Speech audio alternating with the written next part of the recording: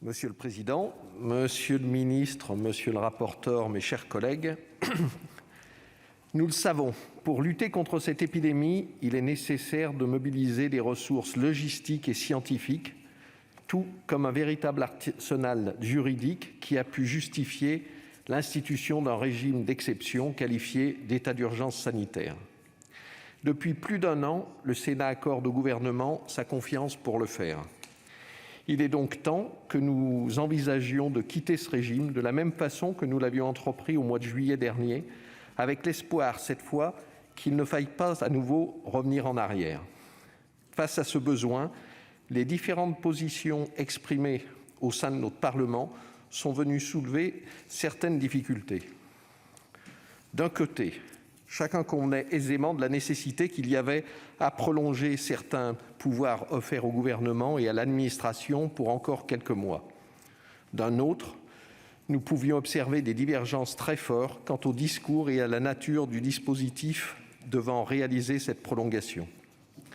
D'ailleurs, le groupe RDSE s'interrogeait sur l'articulation proposée par notre rapporteur qui prorogeait pour un mois l'état d'urgence, basculant ensuite au 1er juillet dans un régime restreint de sortie de l'état d'urgence.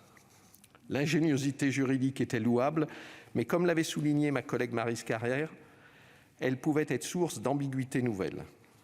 En premier lieu, parce que jusqu'à présent le Sénat s'était montré prudent face à l'idée de proroger l'état d'urgence, et en second lieu, parce que nous ne savons pas comment cela serait accueilli par nos concitoyens, sachant à la fois leur lassitude aux restrictions qui perdurent depuis des mois et leur enthousiasme qui s'observe depuis une semaine avec l'assouplissement de certains nombres de mesures.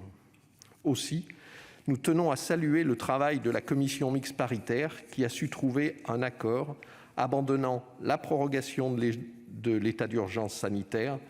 Il en ressort un texte davantage convaincant. Car s'il abandonne cette disposition clivante, il retient l'ensemble des garanties que le Sénat a déjà apportées. Nous pouvons penser à celles visant à mieux délimiter l'usage du pass sanitaire ou encore celles ajoutées à l'article 4 en vue notamment d'interdire expressément toute limitation des réunions dans des locaux d'habitation. Toutefois, nous demeurons particulièrement vigilants quant à l'usage qui sera fait de ces dispositions, car, comme nous l'avions dit lors de l'examen précédent, il reste de nombreuses incertitudes autour de ces dispositifs.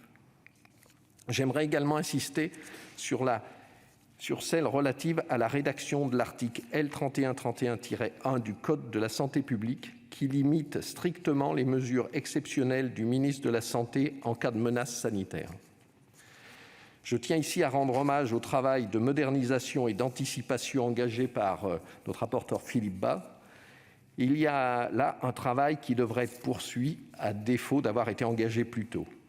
Pour le reste, ce texte achève de définir le cadre juridique d'un certain nombre de scrutins dont les échéances approchent. Il m'offre ainsi l'occasion de rappeler combien les campagnes électorales sont difficiles à mener au regard des conditions sanitaires et des restrictions qu'elles impliquent.